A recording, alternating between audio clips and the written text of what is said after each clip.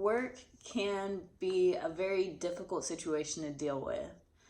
I say this because I feel like work is such an interesting situation. It's an at-will free agreement between two parties, and at any time it can be terminated on either side for varying reasons within the law. And I feel like the challenge with work is, especially if you have a day job, is that it's easy to get confused between what's acceptable, what's not acceptable, what's allowed, what's not allowed. How do I show up in the best way?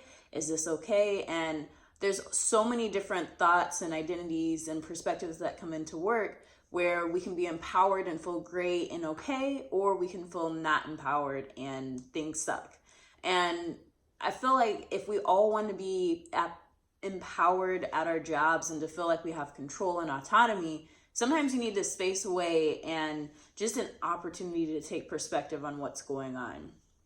I'm Latia, and I am a very rebellious type of person. I've made life difficult for my parents, and somehow at work, I don't make life quite as difficult for employers. And I say that because with my mom and dad, especially my mom, growing up, she'd be like, clean up your room. Why, Mom? Why do I need to clean up my room? Like, what's the purpose of me learning the skills that it takes to clean up my room when my intention is that at some point I will be able to hire someone to clean up my room for me, should I want them to? So what is the benefit of being able to clean up my room? And she'd be like, because I said so. And I would be like, well, thank you so much for carrying me in your tummy all those years ago. It was wonderful. But that was then, this is now. So please give me like better reasons, because as far as I'm concerned, we can close the door. I keep my room to whatever level of cleanliness that I want, and you can pretend it's as clean as you want. So then we're both happy. Like, I get what I need and you get what you would like, and what's the problem? So as a kid, my mom was definitely not a fan of my logical reasoning, and I can understand. But at the same time, it's like, for me, it makes it stick more if there's like logic and reasoning and I can understand what's going on.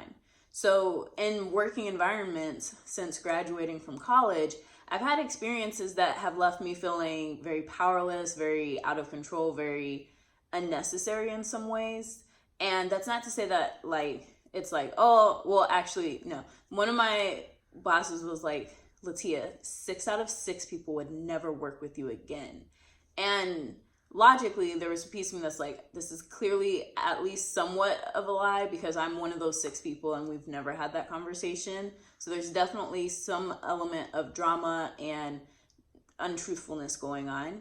And then in addition to that, there was it has an impact still, because I guess over the years, what I've been learning about myself is just how much I feel hated and unwanted within the world. Like, whether it's from my family, whether it's just at school, whether it's in relationships, it just feels like there's something about me that keeps me from being okay or accepted or just normal. Like, I just feel very abnormal, very weird, very out of place, very just like nothing I do is right.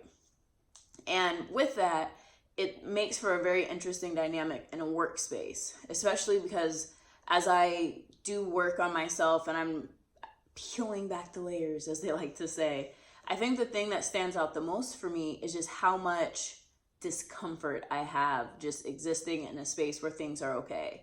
Like, if at work, no one needed me, everything was flowing fine, I was on top of stuff and like, you know, kind of anticipating needs. Like, if I was in that position in my job, I think I would feel just as uncomfortable as I'm feeling now, as people do need me and are asking for things and are like constantly like it feels like they're just nagging mostly. And part of me understands, because like, it's a business, we have business deliverables, we care about whatever. But then another part of me is just like, there's just something that feels like it's missing. And part of it is like that autonomy and that care and that like knowledge and learning. Like, I don't feel like I've grown in the understanding of the technology that we use. And it just gets worse as we go on. It's just like, there's these weird issues and it's just so frustrating and disempowering. It's like, I can't make progress at work because this thing's not working and I can't make it work. So I'm just kind of stuck doing the best that I can with what I've got. And that's kind of been like my life mantra, where it's always just, let's make the most of what we have in this moment and make it work, which isn't bad. And it's a great life skill to have. and it's tiring. It's very exhausting being given scraps and having to make magnificence out of it.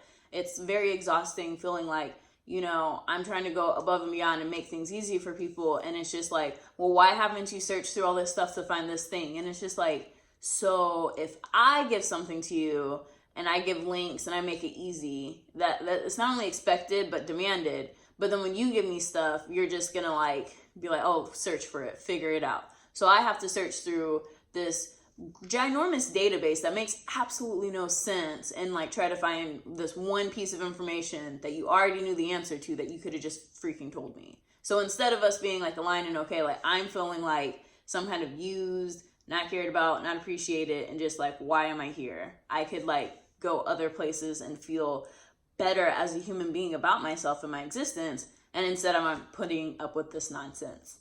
And it's very frustrating because in a general sense, it's like, it feels like there's almost like a cloud hanging over me sometimes. And like, there's just a distortion where for whatever reason, it's like, if I want the opposite of what I want, then it's more likely to happen than if I just want what I want. So it would be like, if I'm wanting, I don't know, like, let's say I want a Snickers bar. Then I'd be like, oh, I'm really hoping for a delicious apple. And then somehow I end up with a Snickers bar. But if I'm like, oh, I really want a Snickers bar. And then somehow I end up with like an apple. And it's just like, why can't I just get what I want when I want? And part of me is like, okay, on a metaphysical level, there must be something out of vibration with what I really want. So I'm like cluttered and in a lower vibration than what I think I am. And part of me is like, okay, cool. Like, I'm in a low vibration. I get it. Like, yeah, makes sense. I have a lot of frustration about things that, like, I don't think I've actually fully unpacked. Like, it's like I'm aware of it in the conversation that I have with myself about it. And it's also tough to just kind of, like, sit and be okay with the things that frustrate me. So as I, like, am trying to find my way in this new job, it's a startup. It's like, I didn't realize how difficult startups were because they just want so much stuff and you have to do everything and all that good stuff, which isn't good stuff because it sucks, but that's just how it goes. And it's like trying to find myself within the tools and the technology and trying to remember, why did I choose this job in the first place? It's, I really like that it's in New York. I really liked one of the interviews that I had with an engineer, and she was phenomenal. It was very enlightening. It made me feel excited about technology again. Like, I love programming, I love software development, and it feels like I've gotten detached from that as I've been in the working force, because Informatica, there's a lot of UI driven tools for being a data engineer, and I'm more command line oriented. I love the command line. Like, command line is sexy. It just looks good. Like, you just see the colors and you just type it out and you're like, oh yeah, look at me. I'm dangerous on the command line. That excites me. So anytime I can do command line tools and Linux, and we're on a Mac and not a PC, like those kind of things excite me. And if I'm on a PC, then it's putty, because that's the best way to do it. And like those kind of things thrill me. But it's like, after being here for a few months, it's like, okay, this is like very repetitive and not like a good way. It's like, how can you take something so boring and burn so many people out? Like, I don't understand what the problems are. Like, it's really tough to really dig into, like, where is the root cause of all these issues? Why are so many people on this team burning out? And a lot of it is like, there's a lot of context switching. There's a lot of little tasks that need to be done. There's a lot of urgency placed on everything that needs to be done. It's very unreasonable and demanding. And for me, I'm just hitting this place of, okay, I've been frustrated and annoyed at this job. That's the normal thing to do.